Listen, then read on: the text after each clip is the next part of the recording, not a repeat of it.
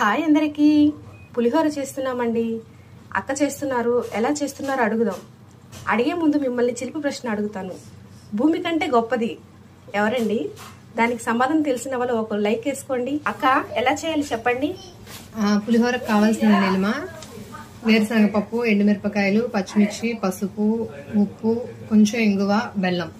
చింతపండు నానబెట్టుకోవాలి. చింతపండు ఇలాగా గుజ్జులా తీసుకోవాలి. ఇందులో వేరుశనగ పప్పు, ఎండుమిరపకాయలు, పచ్చిమిర్చి, ఉప్పు, పసుపు,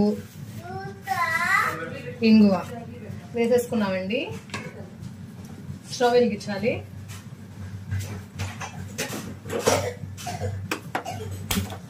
ఈ విధంగా చేస్తే కనుక చాలా సింపుల్ గా అయిపోద్దండి. ఇంగువ తాలింపులో కూడా వేసుకోవచ్చు, కానీ దానిలో త్వరగా కరగదు. ఇందులో అయితే కరిగిపోతుంది. చింతపండు ఉడుకుతూ ఉందండి. ఈ లోపల తాలింపు వేసుకొని పక్కన పెట్టేస్తున్నాం. ఈ చింతపండు గుజ్జు దగ్గర పడుతుందండి. బెల్లం వేసేసుకుందాం. చింతపండు పులుసు రెడీ అయిపోయింది. అన్నం చల్లారనిద్దామండి. అన్నం చల్లారిపోయింది. కొంచెం పులుసు పోసుకుందాం.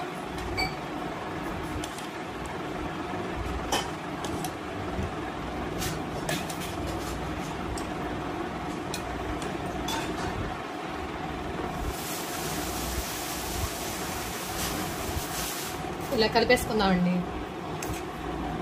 ఇప్పుడు తాలింపు వేసేసుకుందామండి. రెడీ అయిపోయిందండి. మీరు కూడా ట్రై చేసి కామెంట్ చేయండి. పులిహోరలోకి టచింగ్ గా పాలకూర పకోడీ చేసుకుందాము. శనగపిండి, ఉప్పు, పసుపు, పచ్చిమిర్చి, వాము, ధనియాల పొడి, కరివేపాకు, పాలకూర ఇలా కలిపి పెట్టేసుకుందామండి. ఆయిల్ హీట్ అయిందండి, వేసేసుకుందాం.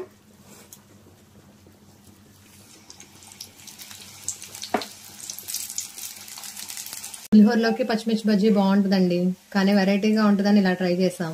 ఎలా ఉందో టేస్ట్ చేస్తుంది నిల్మా. ఓకే అక్క, తిని చెప్తాను ఎలా ఉందో. చాలా బాగుంది. అచ్చం టెంపుల్ స్టైల్ లాగే ఉంది అక్క. ఇప్పుడు పకోడీతో ఒక ముద్ద తిని చూద్దాం. ఇలా పకోడీతో పులిహోర తింటుంటే మ్యాచింగ్ సూపర్ గా ఉంది. మన వాళ్ళకి ఆకుకూరలు అంటేనే తినాలంటే కష్టంగా ఉంటది. మనం అంత ఈజీగా వదిలేం కదా, ఇలా వెరైటీగా చేసి పెట్టేస్తాం. ఓకే అండి, నేను ఒక ప్రశ్న అడిగాను, గుర్తుందా? ఆన్సర్ చెప్పనా? భూమి కంటే గొప్పది తల్లి అండి, మన కన్న తల్లి. అమ్మను ఇష్టపడే వాళ్ళందరూ సబ్స్క్రైబ్ చేయండి ప్లీజ్.